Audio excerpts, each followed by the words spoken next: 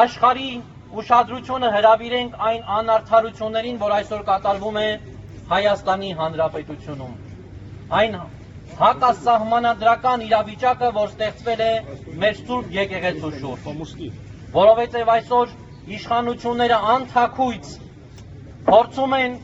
միջամտել ու խառնվել եկեղեցական ներքին գործերին, վախի մթնոլորտ ստեղծելով փորձում են ծնկի բերել հայ հոգևորականին եւ հիմնահատակ ավերել հայ եկեղեցին,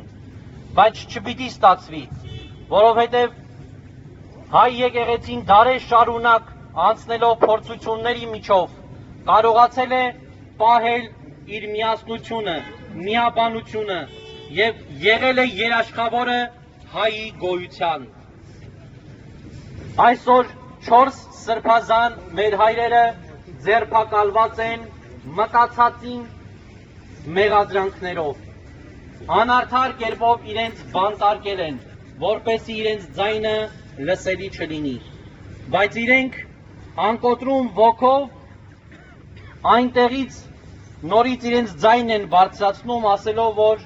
մենք միասնական ենք, միաբան ենք, հայ եկեղեցին չի կարող երբևէ ծնկի իջնել։ Եվ մեզ իբրև հայ ժողովուրդ մնում է մեկ բան, որ մենք ամուր կանգնած լինենք մեր մայր եկեղեցու կողքին, մայրաթոր Սուրբ Էջմիածնի կողքին, իր ազգընտիր գահակալի կողքին, որպեսզի միասնաբար միակամ կարողանանք հաղթահարել այս բաժին ընկած փորձությունը։ Եվ ինչպես որ Սաղմոս 2-ն է ասում, եթե Աստված մեզ հետ է,